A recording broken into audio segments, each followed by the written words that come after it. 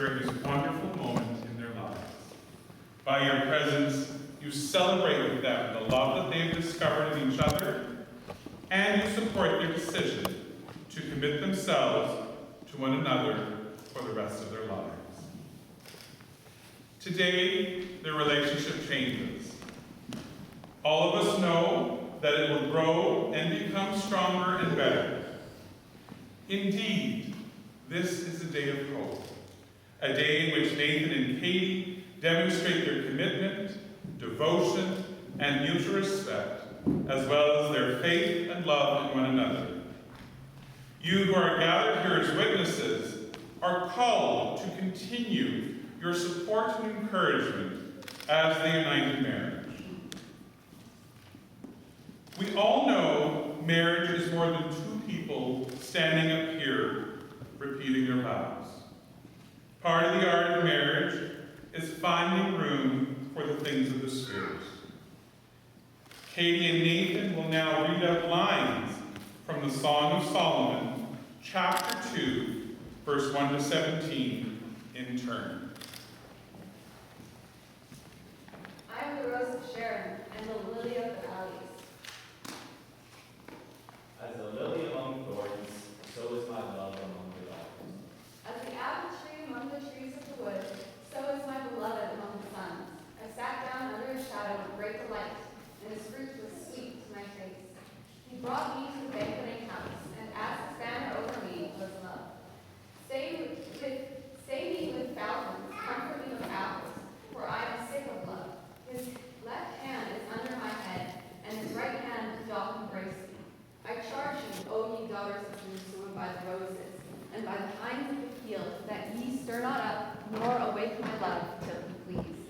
The voice of my beloved, behold, he cometh leaping upon the mountains, skipping upon the hills.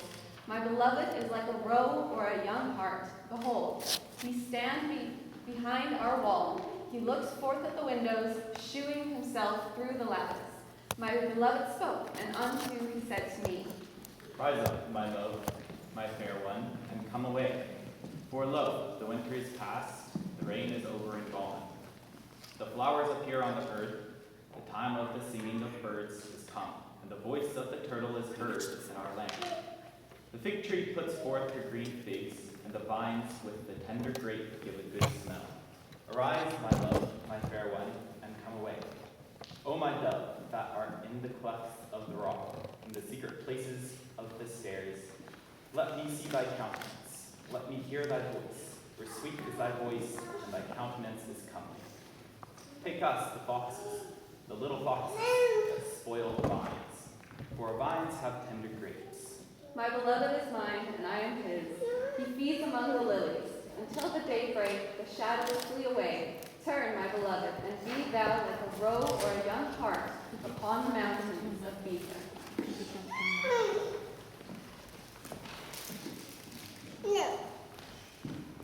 The metaphor in Song of Songs, chapter 2, verses 1 to 17, are rich and vivid, enhancing the poetic expression of love between the lovers.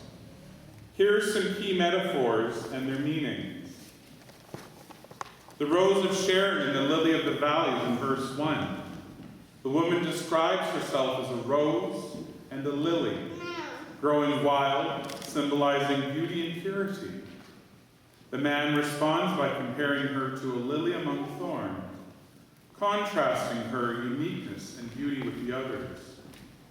The apple tree in verse 3. The woman compares her beloved to a productive apple tree among the nondescript trees of the forest. This suggests he provides delight and nourishment. The banquet hall and banner of love in verse 4. The banquet hall represents a place of celebration and abundance, while the banner of love signifies protection and ownership. The imagery conveys the joy and security found in their love, like the banquet hall around us here. The gazelle or stag in verses 8 to 9 and 17. The man is compared to a gazelle or young stag, symbolizing swiftness, grace, vitality, and strength. This metaphor emphasizes eagerness and the dynamic nature of their love. Winter is past in verse 11. The passing of winter and the arrival of spring symbolize the end of a difficult or unproductive time. It heralds an era of growth and revival in their lives. The little foxes in verse 15, the little foxes that ruin the vineyards, represent small problems or issues that can harm their relationship. Catching the foxes signifies addressing and resolving these issues to protect their love.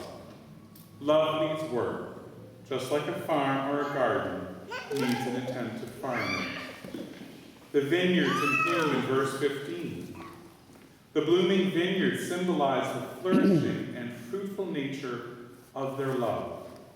It suggests that their relationship is thriving and full of potential. Collectively, they paint a picture of a deep, passionate, and flourishing love filled with beauty, vitality, and mutual admiration. Now, we will have a reading from Pete that expresses the sense of joy and love on this occasion.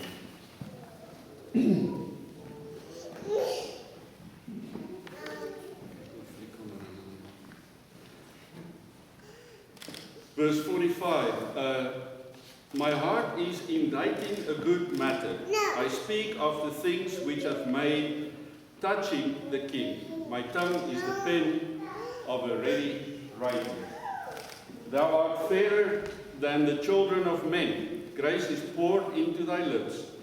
Therefore God hath blessed thee forever. Gird thy sword upon thy thigh, O most mighty, with thy glory and thy majesty. And in thy majesty ride prosperously, because of truth and meekness and righteousness. And thy right hand shall teach thee terrible things. Thine arrows are sharp in the heart of the king's enemies, whereby the people fall under thee. Thy throne, O God, is forever and ever. The scepter of thy kingdom is a right scepter. Thou lovest righteousness and hatest wickedness. Therefore God, thy God, hath anointed thee with the oil of gladness above thy fellows. All thy garments smell of myrrh and aloes and cassia out of the ivory places whereby they have made thee glad. King's daughters were among thy honorable women. Upon thy right hand did stand the queen in gold of Ophir. Hearken, O daughter, and consider, incline thine ear, forget also thine own people and thy father's house. So shall the king greatly desire thy beauty, for he is thy Lord, and worship thou him. And the daughter of Tyre shall be there with a gift, even the rich among the people shall entreat thy favor. The king's daughter is all glorious within, her clothing is of wrought gold. She shall be brought unto the king in raiment of needlework. The virgins, her companions, that follow her, shall be brought unto thee. With gladness and rejoicing shall they be brought. They shall enter into the king's palace. Instead of thy father shall be thy children, whom thou mayest make princes in all the earth. I will make thy name to be remembered in all generations. Therefore shall the people praise thee forever and ever. So this sermon was written by my dad in about 1964. When we regard the Songs of Solomon and any other Bible passage about love, we need to remember that the love of Christ for his bride, the church, must be reflected also in our earthly romantic love and in our relationship with our kin and neighbors on earth. Two clear images emerge from this passage.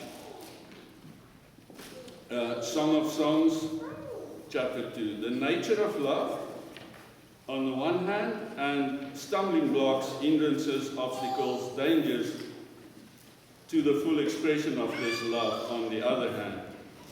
First, on the nature of love, 3 points. We communicate, we appreciate, and we strengthen. so first communication. This passage is a conversation, as you heard when Katie and Nathan was reading and talking to each other about their love. It is a duet between two lovers. It is a call and an answer. They are singing to each other, describing each other, seeking each other. They want to be together. Embracing each other is a physical expression of their desire to be united.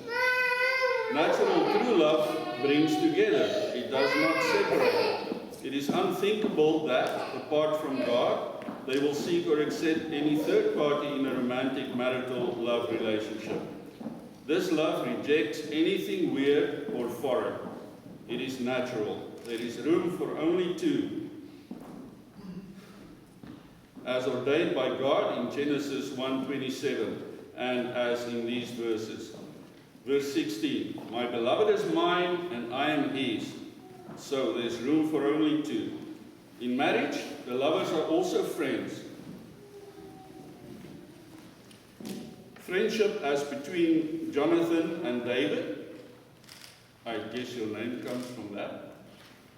No, I don't think so. Rests on caring and looking out for each other, being loyal, enjoying time together, whether it's fishing, hunting, training, or working. That is the common interpretation of friendship. Family love does the same for us in our houses, and so does Christian congregational love in our churches.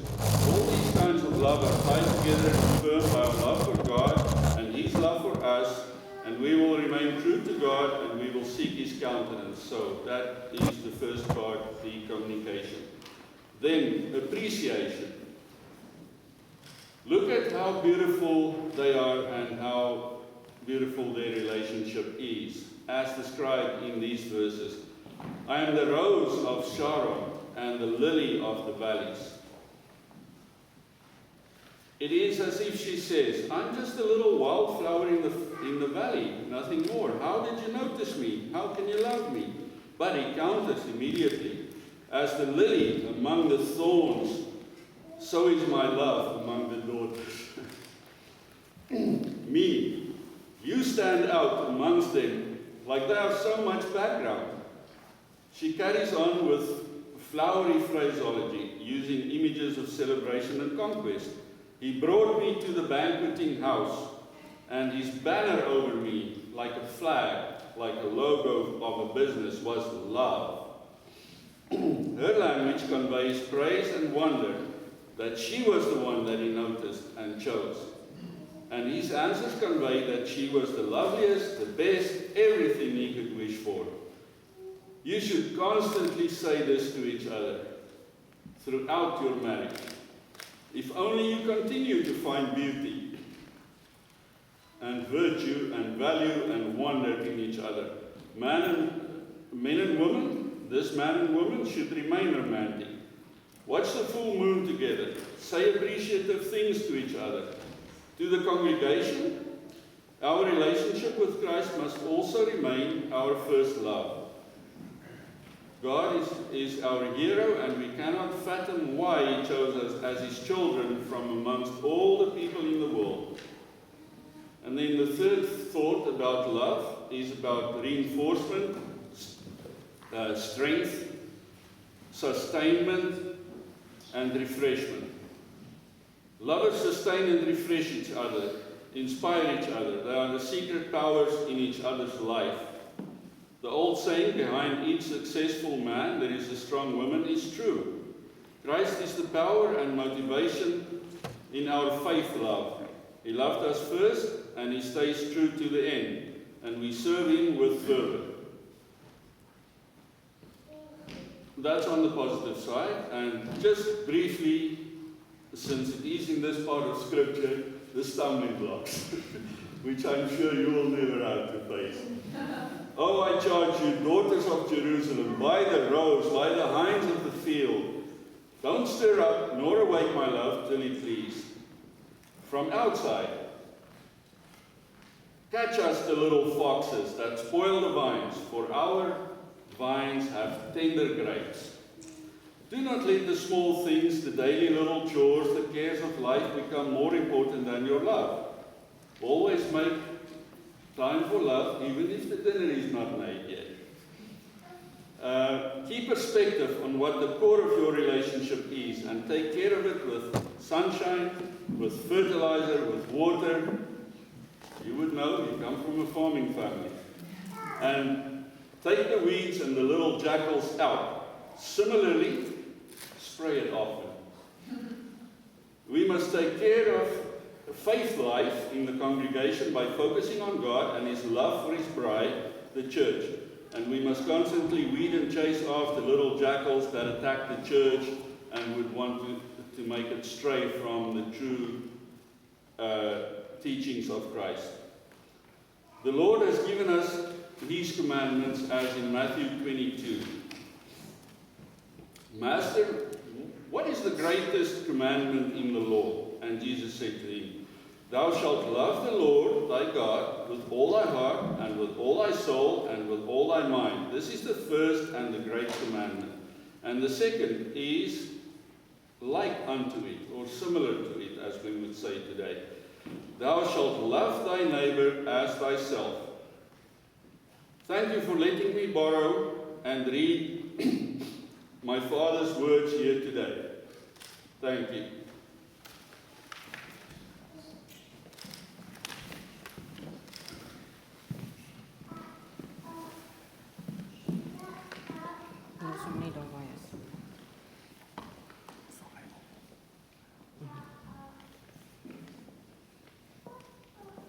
Now, just a few questions. First for you, Nathan. Nathan, you have chosen Katie to be your wife. Will you love and respect her? Will you be honest with her always? And will you stand by her through whatever may come? I will. Katie, you have chosen Nathan to be your husband. Will you love and respect him? Will you be honest with him always? And will you stand by him through whatever may come? I will. And for you both, do you promise to make the necessary adjustments in your personal lives so that you may continue to live in a harmonious relationship together? We do. Katie and Nathan, we now come to your vows.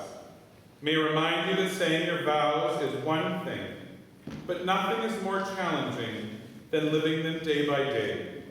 What you promise today must be renewed tomorrow and each day that stretches out before you. Please repeat after me, Nathan. In the presence of our family and friends, In the presence of our family and friends, I, Nathan, choose you, Katie, to be my wife, I, Nathan, choose you, Katie, to be my wife, to have and to hold, from this day forward, for better, for worse, for richer, for poorer, in sickness and in health, in joy and in sorrow, to love and to cherish, and to be faithful to you alone.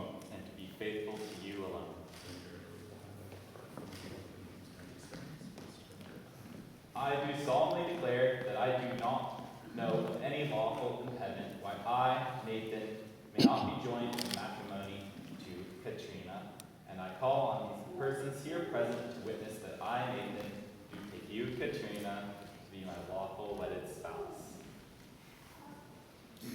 Now, Katie, please repeat after me. In the presence of our family and friends, In the presence of our family and friends, I, Katie, choose you, Nathan, I, Katie, choose you, Nathan, to be my husband, to be my husband, to have and to hold, to have and to hold, from this day forward, from this day forward, for better, for worse, for better, for worse, for richer, for poorer, for richer, for poorer, in sickness and in health, in sickness and in health, in joy and in sorrow, in joy and in sorrow, to love and to cherish, to love and to cherish, and to be faithful to you alone. and to be faithful to you alone. I do solemnly declare that I do not know of any lawful impediment why I, Katie, may not be joined in matrimony to Nathan, and I call on these persons here present to witness that I, Katie, do take you, Nathan, to be my lawfully wedded spouse. And now the rings.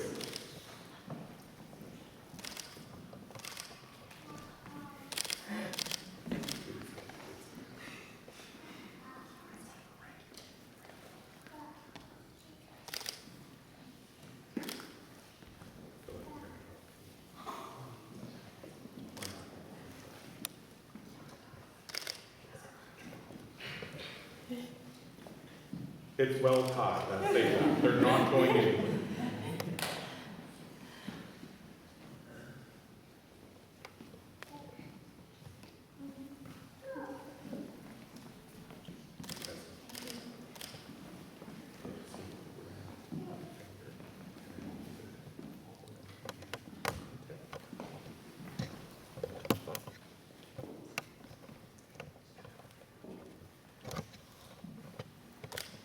Nathan, please repeat after me. Katie, I give you this ring, Katie, I give you this ring, that you may wear it that you may wear it as a symbol of the vows we have made this day. as a symbol of the vows that we have made this day. I pledge to you my love and respect, I pledge to you my love and respect, my laughter and my tears. my laughter and my tears. With all that I am, With all that I am, I honor you. I honor you.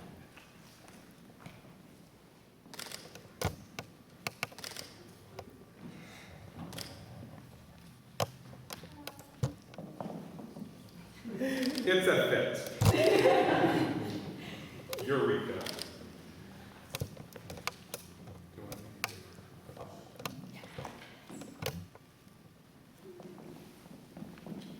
Now, Katie, please repeat after me. Nathan, I give you this ring, Nathan, I give you this ring, that you may wear it as a symbol of the vows we have made this day. that you may wear it as a symbol of the vows that we have made this day. I pledge to you I pledge to you my love and respect, my love and respect, my laughter and my tears. my laughter and my tears. With all that I am, With all that I am, I honor you. I honor you.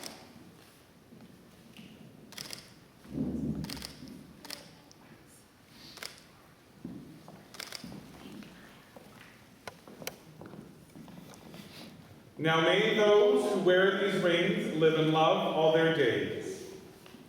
Now may the love which has brought you together continue to grow and enrich your lives. May you meet with courage the problems which arise to challenge you, and may your relationship always be one of love and trust.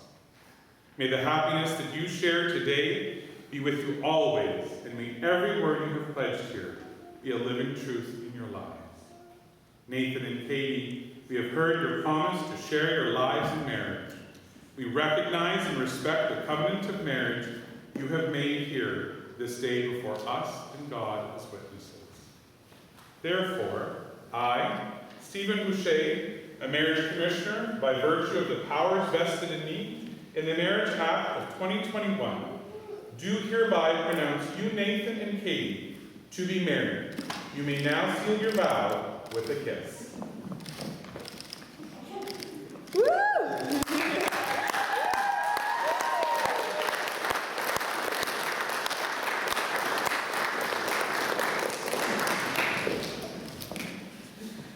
At this time, I'm going to ask you to remain seated. We are going to sign the licenses, so please sit.